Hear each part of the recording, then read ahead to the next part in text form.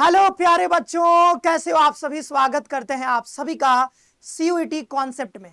आशा करते हैं आप सब बहुत अच्छे होंगे, स्वस्थ होंगे, प्रसन्न होंगे।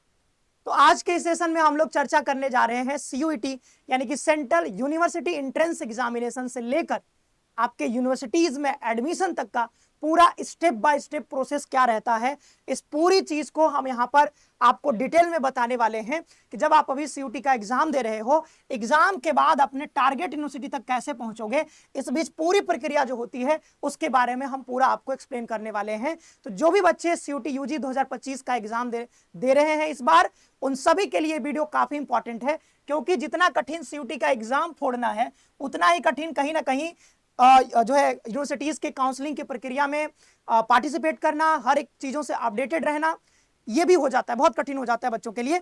तो सीयूटी कॉन्सेप्ट इस कठिनाई को आसान करने के लिए हर एक अपडेट, पल पल की अपडेट आपको देती रहती है, और इस एडमिशन की प्रोसेस में हर एक स्टेप पे आपके साथ रहेंगे और हर एक इंफॉर्मेशन आपको ऑथेंटिक तरीके से यहां से दी जाएगी। तो अभी चैनल को सब्सक्राइब कर लीजिए और बेल आइकन भी प्रेस करके रखिए। चलिए आगे बढ़ते हैं, यहां पर आगे बढ़ते हैं और एक एक करके सारी बातों को यहां पर समझ लेते हैं। ठीक है, तो सबसे पहले हम बात करते हैं, अभी देखो अभी कौन सा डेट है, अभी आपका 16 मई। ठीक है, 16 मई, आज 16 मई है। अभी बच्चों के, आप सभी में से कई लोगों के एग्जाम हो गए होंगे और कई लोगों के अभी एग्जामिनेशन चल रहे हैं। ठीक है, अब देखिए यहां पर सीयूईटी अभी आप एग्जाम दे रहे हो, सेंट्रल यूनिवर्सिटी एंट्रेंस एग्जामिनेशन इसका नाम है। ठीक है, अब ये जो है सेंट्रल यूनिवर्सिटी एंट्रेंस टेस्ट, ये आप एग्जाम यहां पर दे रहे हो।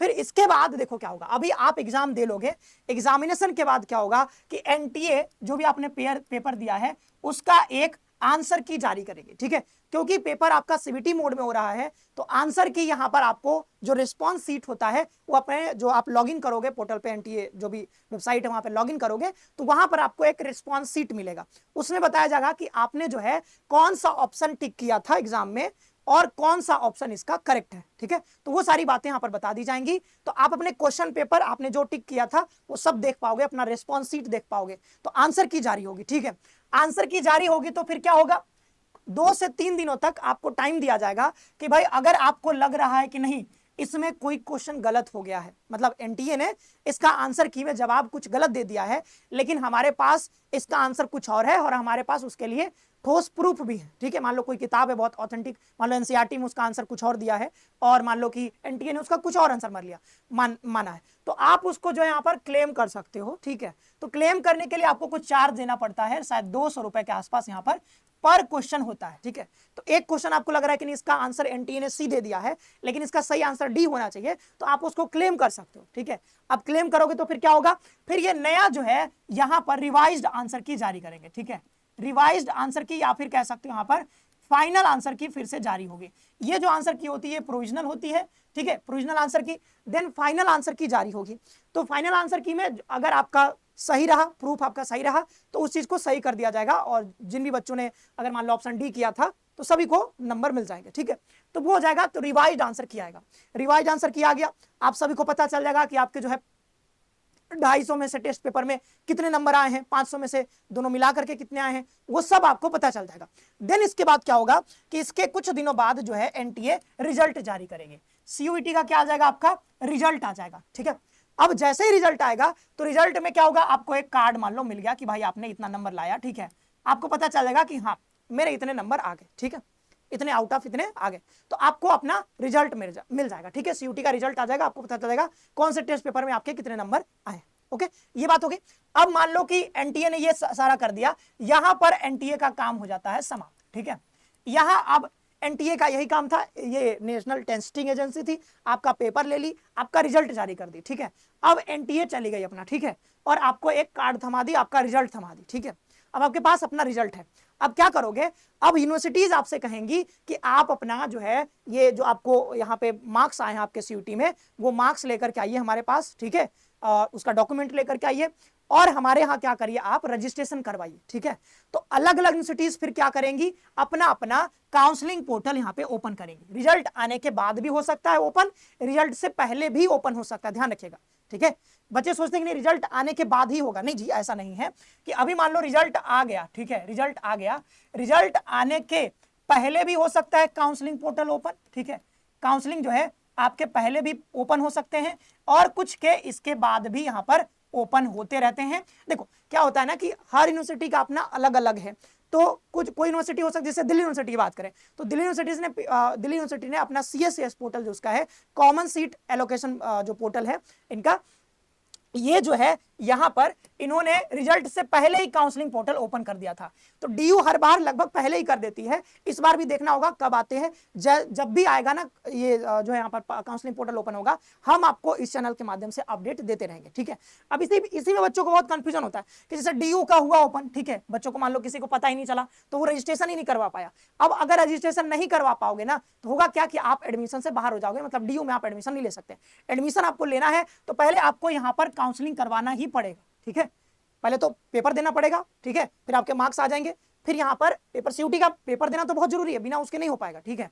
तो पेपर आपने दिया, देन यहाँ पर आप काउंसलिंग करवाओगे। तो अगर पहले ओपन हो जाता है तो हम आपको बता देंगे कि कब ओपन हुआ है और इसका लास्ट डेट कब तक है, तो वो सारी बातें आपको पता चल जाएंगी, फिर आप जाकर के यहाँ पर काउंसलिंग करवा सकते हो। हाँ, ये भी ध्यान रखना है कि जैसे काउंसलिंग पोर्टल ओपन होगा ना तो हम आपको ये भी बताएंगे कि कैसे स्टेप बाय स्टेप काउंसलिंग करवाना होता है। तो हर एक स्टेप पर हम आपको एक अलग से डेडिकेटेड वीडियो देंगे, उसको देख करके आप आराम से काउंसलिंग प्रक्रिया में, अलग अलग यूनिवर्सिटीज के काउंसलिंग प्रक्रिया में स्मूथली आप पार्टिसिपेट कर सकते हो, आपको कोई प्रॉब्लम नहीं आएगा, ठीक है।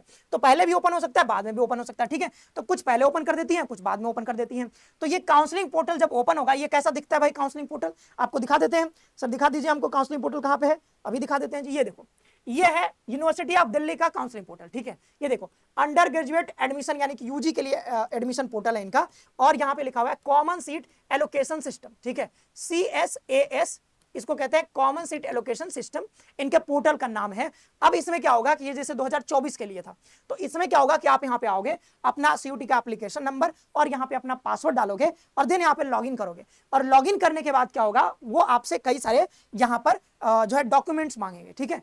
इसमें क्या होता है, आपको काउंसलिंग करवाना होता है तो बहुत सारे डिटेल्स आपको यहाँ पे भरने होते हैं। तो पहले आप इसमें रजिस्ट्रेशन करवाओगे, ठीक है, मतलब रजिस्ट्रेशन के लिए आपको एक रजिस्ट्रेशन है तो मतलब आपको यहाँ पे चार्ज भी देना पड़ेगा, तो फ्री नहीं होता है, हर यूनिवर्सिटी में कुछ ना कुछ चार्ज लगता है, 500 600 700 वैसे यहाँ पे चार्ज लगते हैं। तो यहाँ पर आप जितने भी यूनिवर्सिटी को टारगेट कर रहे हो, सपोज करो किसी को DU में पढ़ना है, सोच रहा है कि DU हो जाए, DU ना हुआ तो BHU हो जाए, BHU ना हो तो JNU हो जाए, JNU ना हुआ तो मान लो कि AU हो जाए, या फिर मान लो कि हेमोती नंदन हो जाए, जो भी मतलब आपका है। तो यहाँ पर आप अपने अनुसार पहले लिस्ट बना लेना कि आपको कौन कौन से यूनिवर्सिटी में आपको एडमिशन चाहिए। तो मान लो किसी बच्चे को DU में, BHU में, ये मान लो कि हैदराबाद यूनिवर्सिटी में, इसने ऐसे कुछ लिस्ट बना लिया, ठीक है।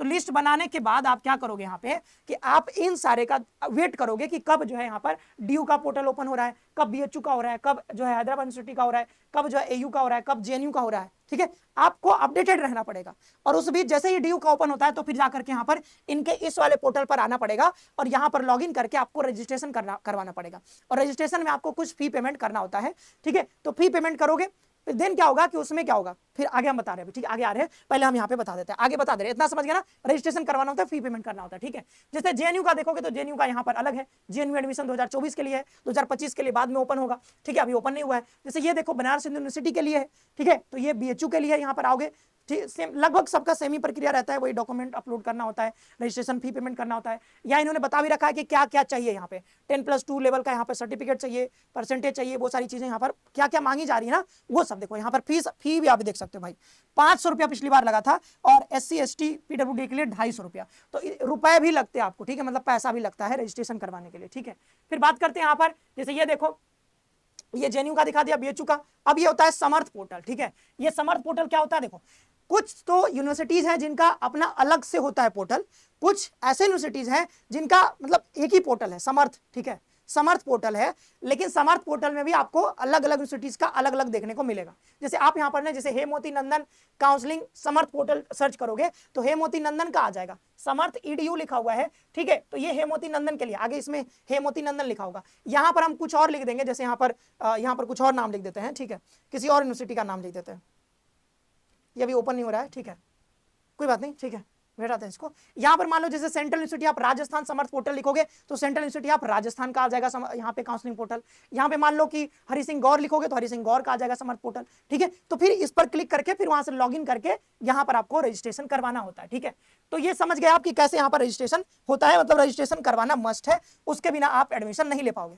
तो रिजल्ट आ गए, आप जो है काउंसलिंग पोर्टल मान लो ओपन हो गया, वहां पर जाकर रजिस्ट्रेशन करवा लिया। रजिस्ट्रेशन के लिए आपको जो है फी पेमेंट करना होगा। और ये काउंसलिंग की प्रक्रिया पूरी ऑनलाइन होती है, घर बैठे आप आराम से कर सकते हो। काउंसलिंग की प्रक्रिया में होती क्या है कि आपको अपने सारे डॉक्यूमेंट्स अपलोड करने होते हैं, ठीक है। आपको यहाँ जो ये जो आपके यहाँ पर ये रिजल्ट जो आएगा ना, वो भी बताना होता है कि किसमें कितने मार्क्स आए हैं, वो सारी चीजें, ठीक है। और भी बहुत सारी चीजें होती है, कैटेगरी सर्टिफिकेट अपलोड करना, फोटो अपलोड करना, सिग्नेचर अपलोड करना, ठीक है।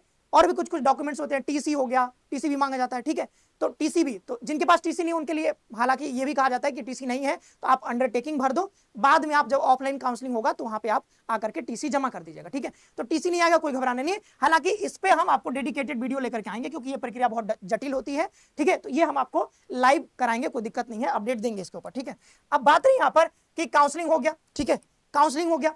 तो काउंसलिंग जब करवा लोगे तो काउंसलिंग के बाद क्या होगा, तो काउंसलिंग के बाद ना क्या होगा कि कई सारी यूनिवर्सिटीज अपना कट ऑफ जारी करती हैं, मेरिट लिस्ट जारी करती हैं। जैसे हम बीएचयू की ही बात करें तो जैसे पहले राउंड का कट ऑफ आएगा, देन सेकंड राउंड का कट ऑफ आएगा, थर्ड राउंड का कट ऑफ होगा आएगा। तो आपको क्या करना होता है, अपना जो बीएचयू का यहाँ पर जो आपने रजिस्ट्रेशन करवाया है उसको बार बार ओपन करके रोज देखना पड़ता है कि अभी जो है कौन से राउंड का काउंसलिंग हो रहा है, अभी जो है कौन से राउंड का कट ऑफ आया है, वो सब आपको चेक करते रहना पड़ता है। तो आपको दिख जाता है, जैसे मान लो आप कट ऑफ के अंदर आ गए, मान लो कट ऑफ गया है 390 नंबर और आपके 400 नंबर थे, तो आपको फिर मान लो आपको अलॉट हो जाएगा सीट, ठीक है। तो आपको वहां पे जो है लॉगिन करके आपको देखना होता है कि भाई हमको अलॉट हुआ है कि नहीं हुआ है। तो क्या होगा, यहाँ पे कट ऑफ में अगर आप आ गए, ठीक है, कट ऑफ के अंदर आप आ गए, तो आप उसको अपने पोर्टल को विजिट करते रहोगे, फिर क्या होगा कि सीट अलॉट हो जाएगा आपको, ठीक है। तो आपको दिखेगा कि हाँ आपको इस वाले कोर्स में यहाँ पे मतलब लोकेशन भी बता दिया जाएगा, मतलब कॉलेज का नाम बता दिया जाएगा और साथ ही साथ बता दिया जाएगा कि किस कोर्स में आपको सीट अलॉट हुआ है, ठीक है। तो सीट अलॉट हो जाएगा, देन सीट अलॉटमेंट के बाद आपको यहाँ पर एक्सेप्ट करना होगा, एक एक्सेप्ट का बटन दिखेगा,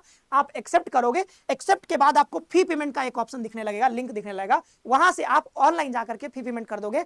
उस कोर्स की जितनी फी होगी उतनी फी आपको पेमेंट करनी होती है। अब पेमेंट करने के बाद आपका एडमिशन जो है प्रोविजनली डन हो गया, कांग्रेचुलेशंस, ठीक है। तो आपका एडमिशन यहां तक आकर के डन हो जाता है। लेकिन इसके बाद एक और प्रोसेस होता है जो कि आपको फिर एडमिट कार्ड दिया जाता है, उसमें बताया जाता है कि आपको हमारे कॉलेज में, हमारे यूनिवर्सिटी में इस डेट को इस वेन्यू पे आना है सारे डॉक्यूमेंट्स के साथ, ठीक है। तो सारे जो भी डॉक्यूमेंट्स आपने यहाँ पर ऑनलाइन सबमिट किए थे वो सारे डॉक्यूमेंट्स लेकर के आप ऑफलाइन विजिट करोगे। मान लो टीसी आपने यहाँ पे नहीं दिया था, यहाँ पे कोई अंडरटेकिंग भर दिया था, वो टीसी लेकर के यहाँ पर ऑफलाइन वेरिफिकेशन में आपको जाना होगा। और थोड़ा सा यहाँ पर हल्का फुल्का वेरिफिकेशन होता है, बहुत हार्ड नहीं होता है, आराम से हो जाता है, आराम से, ठीक है। तो आराम से यहाँ पर वेरिफिकेशन हो जाएगा और देन उसके बाद आपके यहाँ पर क्लासेस शुरू होती है, ठीक है। तो ये पूरी प्रक्रिया रहती है, ठीक है। अब एक चीज और ध्यान रखिएगा, जब आपका काउंसलिंग होता है तो काउंसलिंग में ही आपसे यहाँ पर प्रेफरेंस भरवाया जाता है, ठीक है। प्रेफरेंस भरवाया जाता है, प्रेफरेंस मतलब वरीयता आपसे भरवाया जाएगा कि आप जो है मान लो डीयू में एडमिशन लेना चाहते हो तो आप किस कोर्स में एडमिशन लेना चाहोगे, आप किस कॉलेज में एडमिशन लेना चाहोगे। तो मान लो कोई बच्चा है उसको मान लो कि एसआरसीसी में एडमिशन लेना है, तो वो एसआरसीसी को सबसे ऊपर रखेगा, फिर उसमें कौन सा कोर्स लेना है उसको भरेगा, ठीक है। कौन सा कोर्स कौन से सब्जेक्ट में कौन से ऑनर्स में पढ़ना है या फिर आपको प्रोग्राम में एडमिशन लेना है वो सब। जैसे बीएचयू की बात करें तो बीएचयू में भी मान लो कि बीए ऑनर्स में आपको एडमिशन लेना है तो उसमें आपको प्रेफरेंस बताना होगा कि बीए ऑनर्स में आप हिस्ट्री ऑनर्स करना चाहते हो, मतलब आपका प्रेफरेंस क्या है, आप पसंद किसको करते हो, ठीक है। आप हिस्ट्री लेना पसंद करोगे पहले नंबर पे, या फिर आप ज्योग्राफी ऑनर्स लेना पसंद करो, या फिर पॉलिटी ऑनर्स, या फिर इकोनॉमिक्स ऑनर्स, तो वो सब प्रेफरेंस आपको भरना होता है। ये थोड़ी प्रक्रिया जटिल होती है बहुत, मतलब इसमें सोचना पड़ता है आपको कि हम कैसे यहाँ पर प्रेफरेंस भरे। तो यहाँ पर हम आपको बहुत मतलब हेल्प करेंगे आपको, ठीक है। तो यहाँ पे कोई दिक्कत आपको नहीं आने देंगे, आप जो है बस चैनल के साथ बने रहिए और चैनल को सब्सक्राइब करके बेल आइकन प्रेस कर लीजिए। तो ये पूरी प्रक्रिया थी यहाँ पर सीयूटी एग्जाम से लेकर के और यहाँ तक एडमिशन डन होने तक का पूरा जो कहानी हमने आपको बताया है, ये कहानी आपके दिमाग में होना चाहिए। और आप जब कहानी दिमाग में रहेगी तो आप जो है खुद को अपडेट रखोगे, ठीक है। तो आपको अपडेटेड रहना है हर एक चीज से। जो काउंसलिंग पोर्टल ओपन होगी अलग अलग डेट्स पे ओपन होती है और उनका जो क्लोजिंग टाइम होता है वो भी अलग अलग होता है। तो ये सारी इंफॉर्मेशन आपको हम यहाँ पर देते रहेंगे बीच बीच में, जब भी आएगा, जब भी ओपन होगा पोर्टल, सारी बातें आपको बताते रहेंगे। तो आपको घबराने की कोई जरूरत नहीं है, बस आपको चैनल को सब्सक्राइब करके और बेल आइकन प्रेस कर लेना है, ठीक है। तो आज के लिए इतना ही रखते हैं। आई होप कि आपको वीडियो पसंद आया होगा, काम की लगी होगी। मिलते हैं नेक्स्ट सेशन में। आप सभी का बहुत बहुत धन्यवाद। खुश रहिए, पढ़ते रहिए और अपना ख्याल रखिए।